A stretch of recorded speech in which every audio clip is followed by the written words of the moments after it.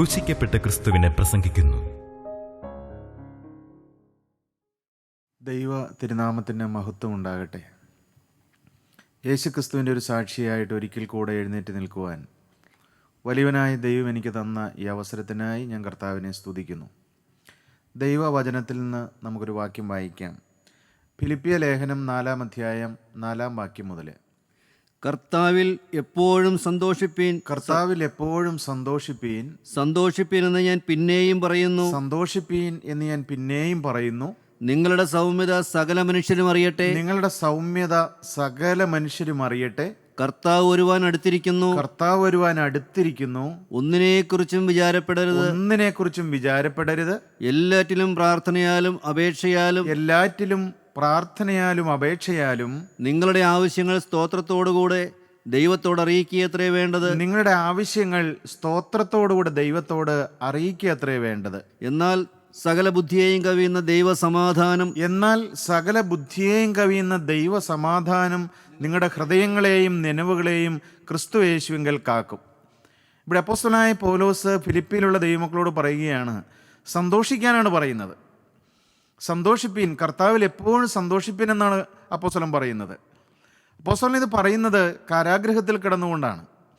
ഫിലിപ്പിയ ലേഖനം അപ്പോസ്തലൻ എഴുതുന്നത് കാരാഗൃഹത്തിൽ കിടന്നുകൊണ്ടാണ്. ഫിലിപ്പിയ ലേഖനം ഒരു കാരാഗ്രഹ ലേഖനമാണ്. കാരാഗൃഹത്തിൽ കിടന്നുകൊണ്ടും ബന്ധനത്തിൽ കിടന്നുകൊണ്ടും വേദനയുടെ മധ്യത്തിലും അപ്പോസ്തലൻ പറയുകയാണ് സന്തോഷിപ്പീൻ എന്നാണ് പറയുന്നത്. സന്തോഷിപ്പീൻ, കർത്താവിൽ എപ്പോഴും സന്തോഷിപ്പീൻ. തെസ്സലോനിക്ക ലേഖനത്തിൽ അപ്പോസ്തലൻ പറയുന്നുണ്ട്, 1 തെസ്സലോനിക്ക ലേഖനം 5-ാം അധ്യായം 16-ാം വാക്യത്തിൽ, എപ്പോഴും സന്തോഷിപ്പീൻ, ഇടവിടാതെ പ്രാർത്ഥിപ്പീൻ, എല്ലാറ്റിനും സ്തോത്രം ചെയ്യുവീൻ, ഇതല്ലോ നിങ്ങളെക്കുറിച്ച് ക്രിസ്തുയേശുവിൽ ദൈവേഷ്ടമെന്നാണ് അപ്പോസ്തലനായ പൗലോസ് തെസ്സലോനിക്കയിലെ ദൈവമക്കളോട് പറയുന്നത്. എപ്പോഴും സന്തോഷിക്കാനാണ് പറയുന്നത്. ഒരു വിശ്വാസിക്ക് എങ്ങനെ സന്തോഷിക്കാൻ കഴിയും? ഈ ലോകത്തിൽ കഷ്ടതയാണ്, ദുരിതമാണ്, രോഗമാണ്, അനേക തരത്തിലുള്ളതായ പ്രതിസന്ധികളും പ്രതിബന്ധങ്ങളും പ്രതികൂലങ്ങളുമാണ്. രോഗത്തിൻ്റെ ബാധകളുണ്ട്, പണത്തിൻ്റെ ഞെരുക്കമുണ്ട്, കുടുംബ പ്രശ്നങ്ങളുണ്ട്. ഇതെല്ലാം ഉള്ളപ്പോഴും എങ്ങനെ എപ്പോഴും സന്തോഷിക്കാൻ കഴിയും?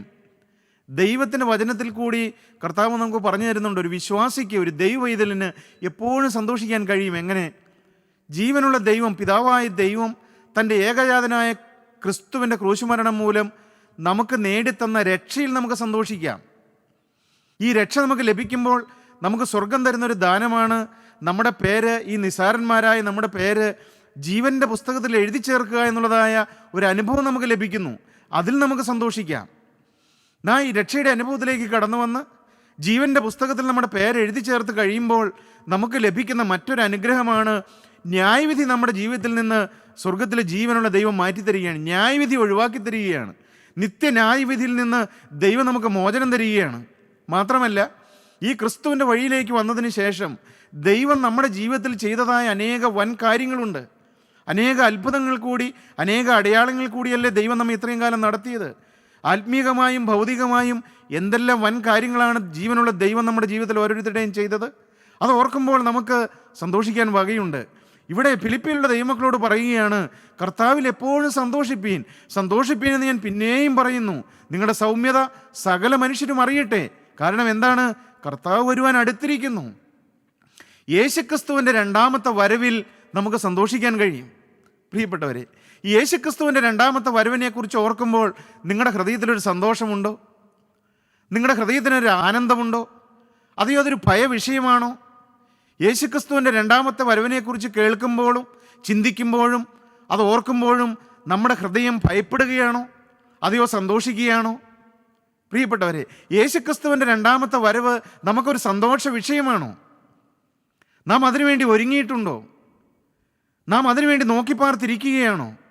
ഇവിടെ അപ്പോസ്തലൻ പറയുകയാണ്, കാരാഗൃഹത്തിൽ കിടന്നുകൊണ്ട് പറയുകയാണ്, ഇവിടെ ദുരിതങ്ങളുണ്ട്, ദുഃഖങ്ങളുണ്ട്, വേദനകളുണ്ട്, ബന്ധനങ്ങളുണ്ട്, കഷ്ടപ്പാടുകളുണ്ട്, ഞെരുക്കങ്ങളുണ്ട്, കണ്ണുനീരിൻ്റെ വിഷയങ്ങളുണ്ട്. എന്നാൽ എന്നെ ചേർക്കാൻ എൻ്റെ മണവാളൻ വരാറായി. യേശുക്രിസ്തു 2ാമത് വരാറായി. എൻ്റെ ദുഃഖകാലം തീരാറായി. എൻ്റെ കണ്ണുനീരിൻ്റെ കാലം അവസാനിക്കാറായി. എൻ്റെ വേദനയുടെ കാലം തീരാറായി. അത് ഓർക്കുമ്പോൾ എനിക്ക് സന്തോഷിക്കാൻ വകയുണ്ട്. ദൈവത്തിന് സ്തോത്രം. അപ്പോസ്തലനായ പത്രോസ് തൻ്റെ 1-ാമത്തെ ലേഖനം 4-ാം അധ്യായം 13-ാം വാക്യത്തിൽ അപ്പോസ്തലനായ പത്രോസ് ഇപ്പോൾ ഇങ്ങനെ പറയുന്നുണ്ട്, ക്രിസ്തുവിൻ്റെ കഷ്ടങ്ങൾക്ക് പങ്കുള്ളവരാകുന്തോറും ക്രിസ്തുവിന്റെ സന്തോഷിച്ചുകൊള്ളുവീൻ. കഷ്ടങ്ങൾക്ക് പങ്കുള്ളവരാവും തോറും സന്തോഷിച്ചു കൊള്ളുവീൻ. അങ്ങനെ നിങ്ങൾ അവന്റെ തേജസ്സിന്റെ പ്രത്യക്ഷതയിൽ അങ്ങനെ നിങ്ങൾ അവന്റെ തേജസ്സിന്റെ പ്രത്യക്ഷതയെങ്കിൽ ഉല്ലസിച്ചാനന്ദിപ്പാൻ ഇടവരും. ഉല്ലസിച്ചാനന്ദിപ്പാൻ ഇടവരും. അപ്പോസ്തലൻ പറയുകയാണ്, ഒരു തേജസ്സിന്റെ പ്രത്യക്ഷതയുണ്ട്. യേശുക്രിസ്തുവിന്റെ രണ്ടാമത്തെ വരവ്. പ്രിയപ്പെട്ടവരെ, അത് ഓർക്കുമ്പോൾ നമ്മുടെ ഉള്ളം തുള്ളുകയാണോ, സന്തോഷിക്കുകയാണോ, അതെയോ ഭയപ്പെടുകയാണോ? ഒരു തേജസ്സിന്റെ പ്രത്യക്ഷത. എനിക്ക് വേണ്ടി തേജസ്സിൽ പ്രത്യക്ഷനാകുന്നൊരു ദൈവമുണ്ട്. പാട്ടുകാരൻ പാടും, തേജസ്സിൽ യേശുവിൻ പൊന്മുഖം ഞാൻ കാണുമെന്ന്. ആ തേജസ്സിൻ്റെ ഒരു പ്രത്യക്ഷത. പ്രിയപ്പെട്ടവരെ, ഒരു വിശ്വാസിയുടെ, ഒരു ദൈവവൈതലിൻ്റെ, യേശുക്രിസ്തുവിൻ്റെ രക്തത്താൽ വീണ്ടെടുക്കപ്പെട്ട ഒരു വിശ്വാസിയുടെ ഏറ്റവും വലിയൊരു സന്തോഷ വിഷയം, ഏറ്റവും വലിയൊരു പ്രത്യാശ എന്ന് പറയുന്നത്, ഏറ്റവും വലിയ ഒരു പ്രതീക്ഷ എന്ന് പറയുന്നത് യേശുക്രിസ്തുവിൻ്റെ രണ്ടാമത്തെ വരവാണ്. പ്രിയപ്പെട്ടവരെ, ഒരു തേജസ്സിൻ്റെ പ്രത്യക്ഷത. ദൈവത്തിന് സ്തോത്രം. വീണ്ടും അപ്പോസ്തലനായ പൗലോസ് റോമർക്ക് എഴുതിയ ലേഖനം 8-ാം അധ്യായം 18-ാം വാക്യം വായിക്കുമ്പോൾ അവിടെയും അപ്പോസ്തലൻ എന്താണ് പറയുന്നത്? റോമർ 8:18. നമ്മിൽ വെളിപ്പെടുവാനുള്ള തേജസ് വിചാരിച്ചാൽ ഈ കാലത്തിലെ കഷ്ടങ്ങൾ സാരമില്ല എന്ന് ഞാൻ എണ്ണുന്നു. അപ്പോസ്തലൻ പറയുകയാണ്, ഈ യേശുക്രിസ്തുവിന്റെ വഴിയിലേക്ക് വന്നതിന് ശേഷം അനേക കഷ്ടതകൾ അനുഭവിച്ചതായ ഒരു ദൈവദാസനാണ് അപ്പോസ്തലനായ പൗലോസ്.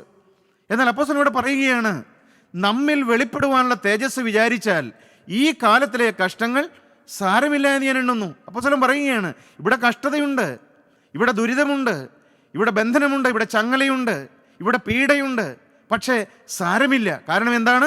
വരുവാനുള്ള ഒരു തേജസ് ഞാൻ മുമ്പിൽ കാണുകയാണ്. പ്രിയപ്പെട്ടവരെ, ആ തേജസ് മുന്നിൽ കണ്ടുകൊണ്ടാണ് അപ്പോസ്തലനായ പൗലോസ് വാളിൻ്റെ മുമ്പിലേക്ക് അവസാനം പോകുന്നത്.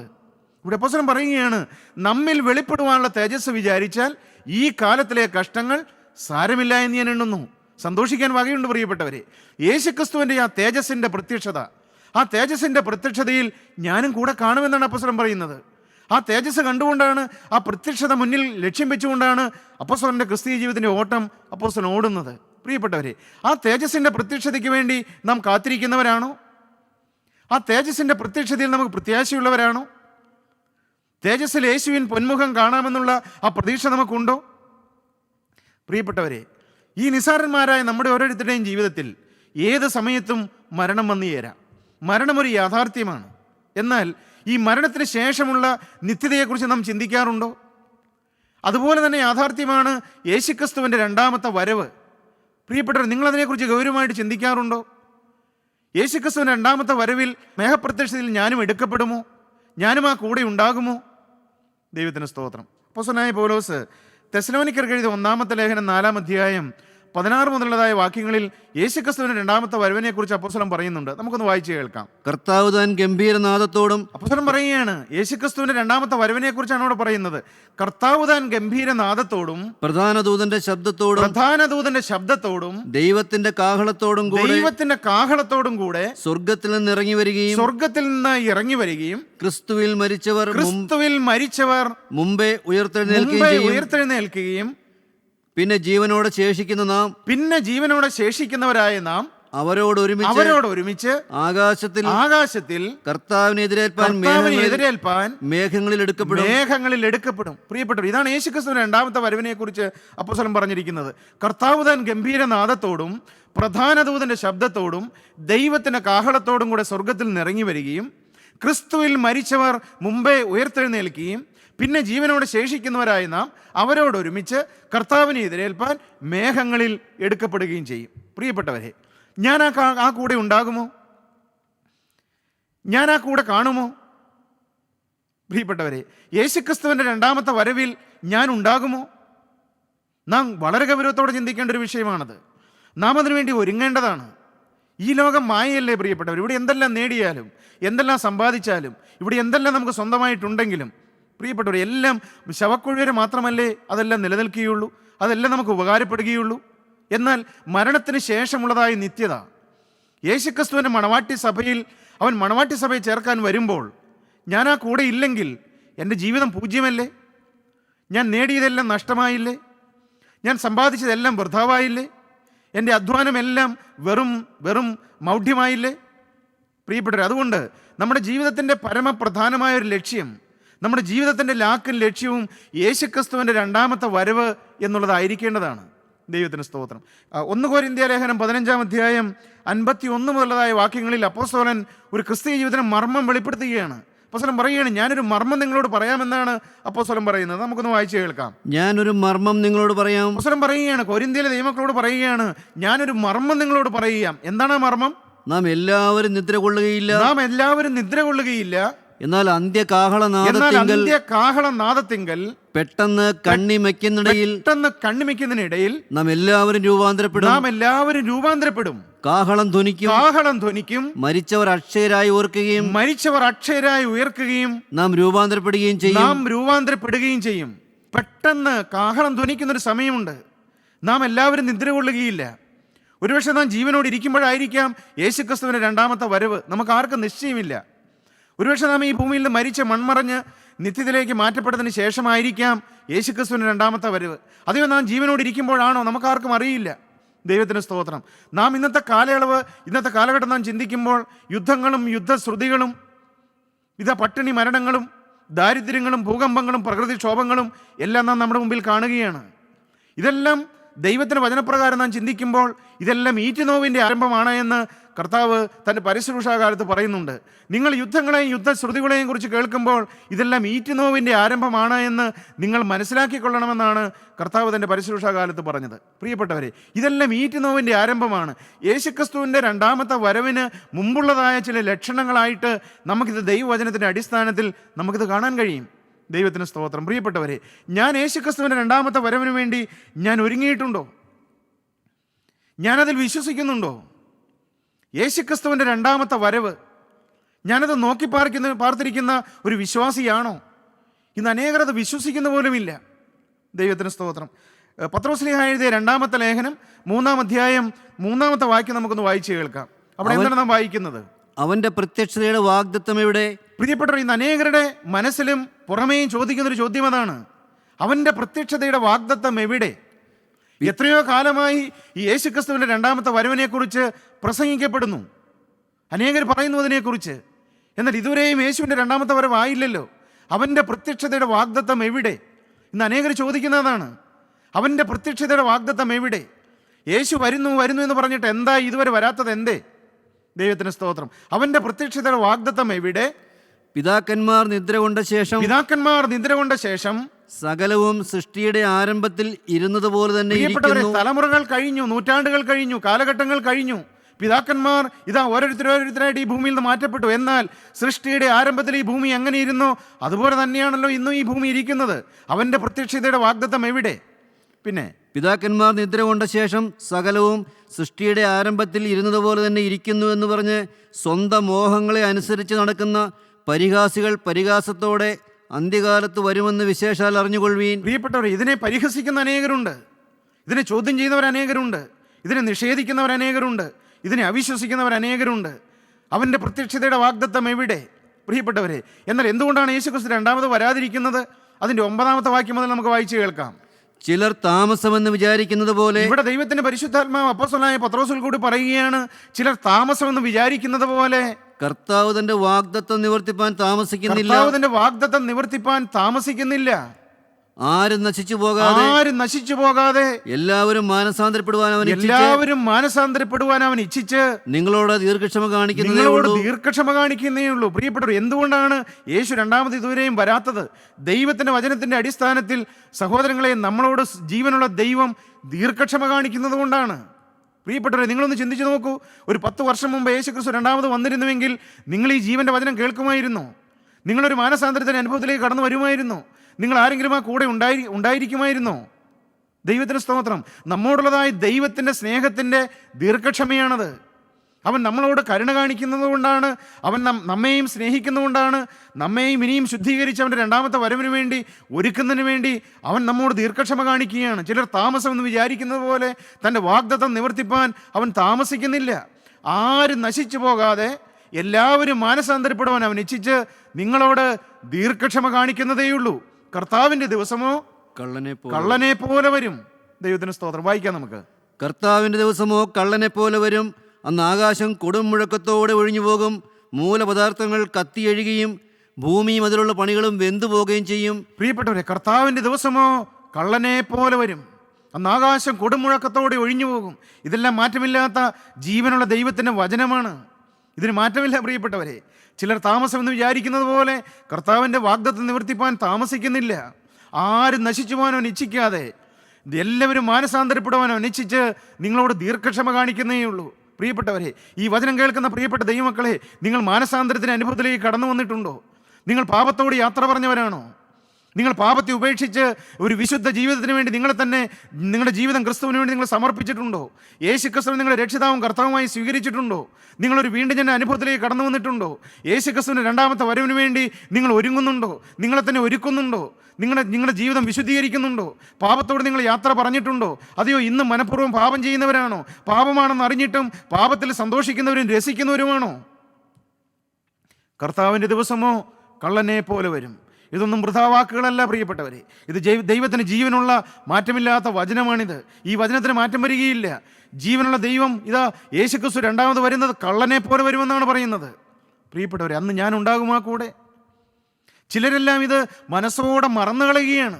അതിനെക്കുറിച്ച് ചിന്തിക്കാൻ അവർ ഇടം കൊടുക്കുന്നില്ല. മരണത്തെക്കുറിച്ച് ചിന്തിക്കുന്ന അനേകർക്ക് ഭയമാണ്. അതുപോലെ തന്നെ ഭയമുള്ള കാര്യമാണ് യേശുക്രിസ്തുവിൻ്റെ രണ്ടാമത്തെ വരവെന്ന് പറയുന്നത്. അതവന് മനസ്സോടെ അങ്ങ് മറന്നു കളയുകയാണ്.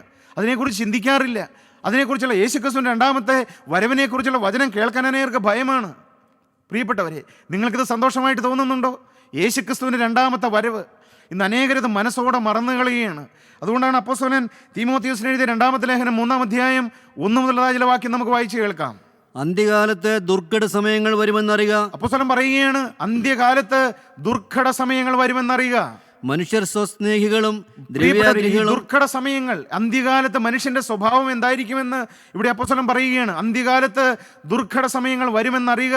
മനുഷ്യർ സ്വസ്നേഹികളും ദ്രവ്യാഗ്രഹികളും വമ്പ് പറയുന്നവരും അഹങ്കാരികളും ദൂഷകന്മാരും അമ്മയപ്പന്മാരെ അനുസരിക്കാത്തവരും നന്ദി കെട്ടവരും അശുദ്ധരും വാത്സല്യമില്ലാത്തവരും ഇണങ്ങാത്തവരും ഏഷണിക്കാരും അജിതേന്ദ്രിയന്മാരും ഇന്ദ്രിയജയമില്ലാത്തവരും ഉഗ്രന്മാരും സൽഗുണദ്വേഷികളും ദ്രോഹികളും ധാർഷ്ട്യക്കാരും നിഗളികളുമായി ദൈവപ്രിയമില്ലാതെ ഭോഗപ്രിയരായി ഭക്തിയുടെ വേഷം ധരിച്ച് അതിന്റെ ശക്തി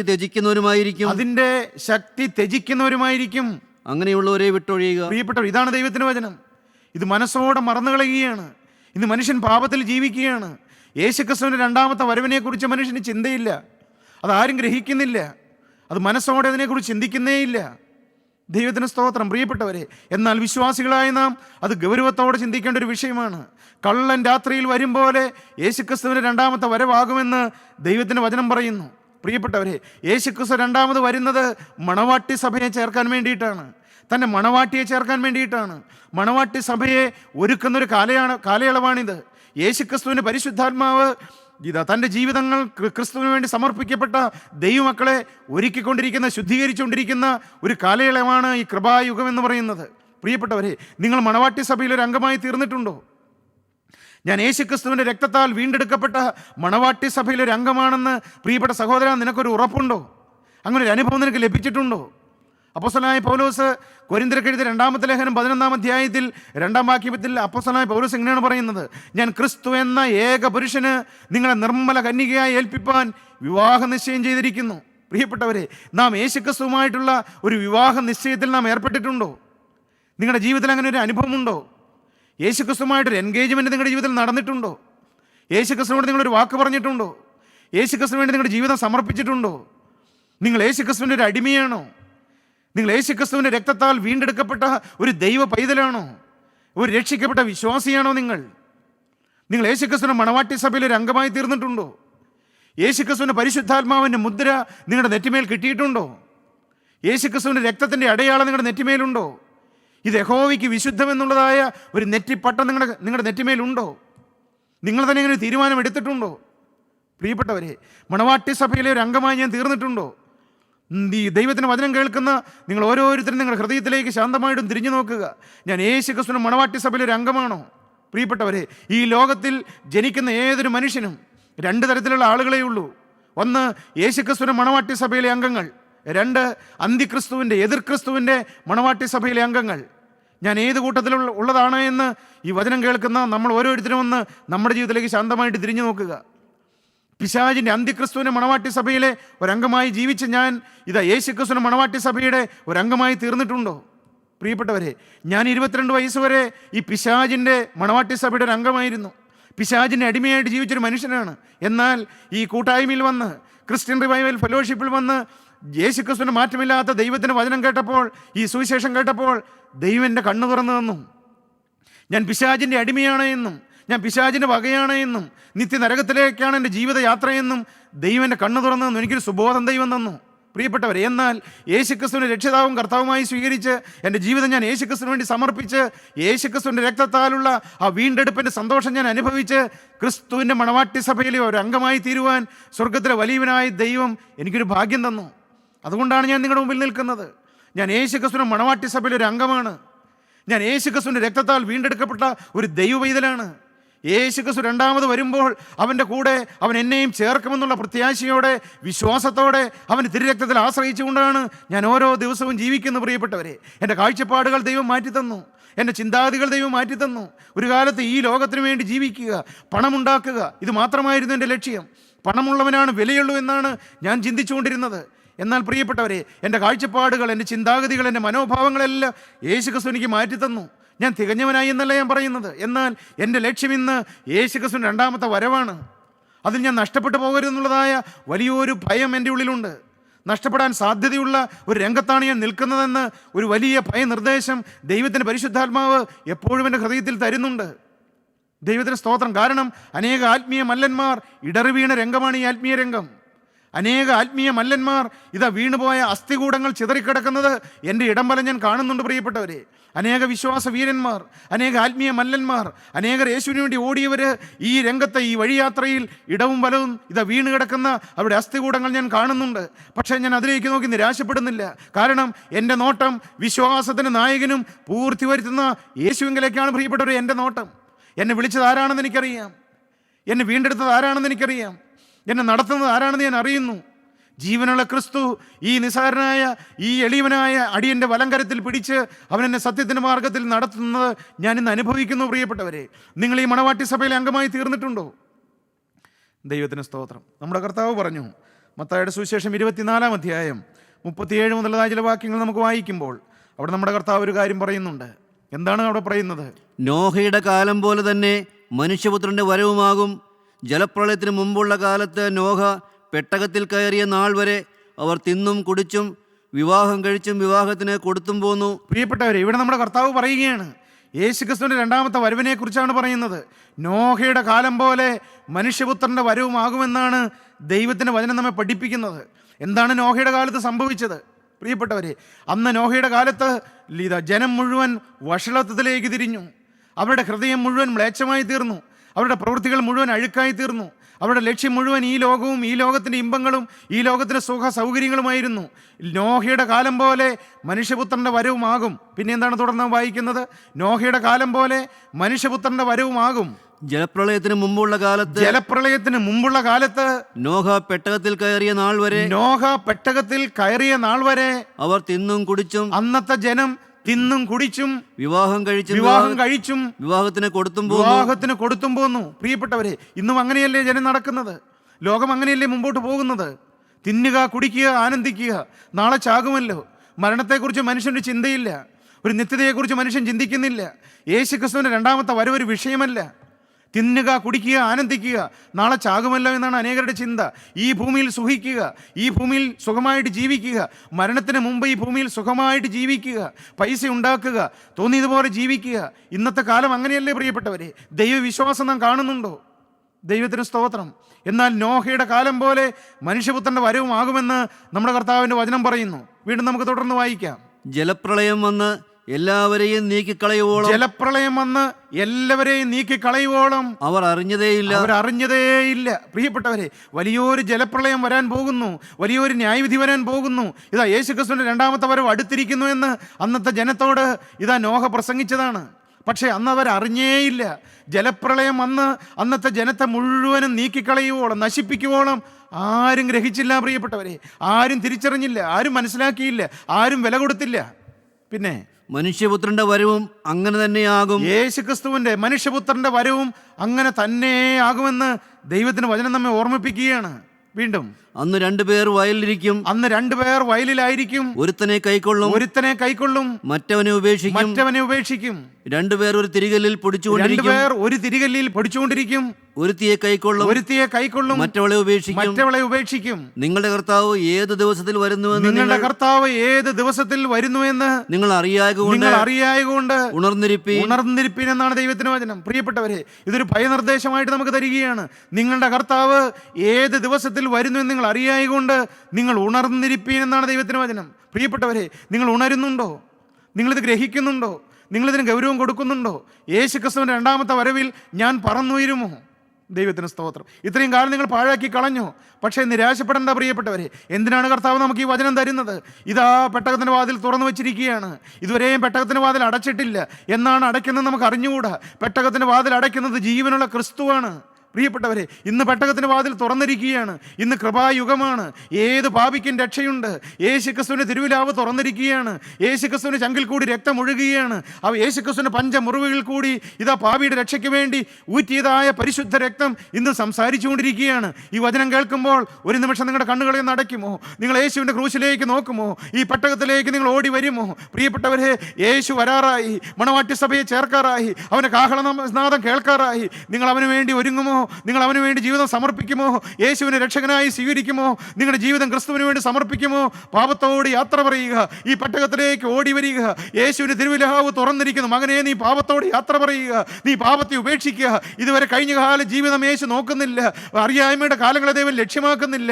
ഇപ്പോൾ ഈ വചനം കേൾക്കുമ്പോൾ യേശുവിൻ്റെ ഹൃദയത്തിലേക്ക്, യേശുവിൻ്റെ തിരുവിലാവിലേക്ക്, യേശുവിൻ്റെ രക്ഷയുടെ ക്രൂശിൻ ചൂട്ടിലേക്ക് ഓടി വരിക. പാപത്തോട് യാത്ര പറയുക. യേശുവിന് വേണ്ടി ജീവിതം സമർപ്പിക്കുക. യേശുവിനോട് വാക്ക് പറയുക. യേശുവേ, ഇന്ന് മുതൽ ഞാൻ എനിക്ക് വേണ്ടി ക്രൂശിൽ മരിച്ച യേശു ക്രിസ്തുവിന്റെ അടിമയായി ജീവിക്കുമെന്ന് ഇന്നിതാ ഞാൻ തീരുമാനമെടുക്കുന്നു. എന്നെ കൈക്കൊള്ളണമേ, എന്നെ സ്വീകരിക്കണമേ, എന്നെ നിന്റെ രക്ഷയുടെ പെട്ടകത്തിലാക്കണമേ. നിന്റെ രണ്ടാമത്തെ വരവിൽ എന്നെയും നീ ഓർത്തുകൊള്ളണമേ, എന്നെയും നീ ചേർത്തുകൊള്ളണമേ. കരുണയുള്ള ഞങ്ങളുടെ സ്വർഗീയ പിതാവേ, ഈ നല്ല ദിവസത്തിനായി ഞങ്ങൾ നിന്നെ സ്തുതിക്കുന്നു കർത്താവേ. അവിടുത്തെ രണ്ടാമത്തെ വരവിൽ സന്തോഷിക്കുവാൻ അവിടുന്ന് ഞങ്ങളോട് സംസാരിച്ചതിനായി ഞങ്ങൾ നിന്നെ സ്തുതിക്കുന്നു. അവിടുത്തെ രണ്ടാമത്തെ വരവിൽ ഞങ്ങൾ വിശുദ്ധീകരിച്ച് മണവാട്ടി സഭയിൽ ഞങ്ങളെയും രൂപാന്തരപ്പെടുത്തി ചേർക്കണമേ. അവിടുത്തെ രണ്ടാമത്തെ വരവിന് വേണ്ടി ഞങ്ങൾ ഒരുക്കണമേ. യേശു ക്രിസ്തുവിൻ്റെ അതിപരിശുദ്ധമായ നാമത്തിൽ അടിയങ്ങളുടെ എളിയ പ്രാർത്ഥന കേൾക്കണം പിതാവേ. ആമീൻ.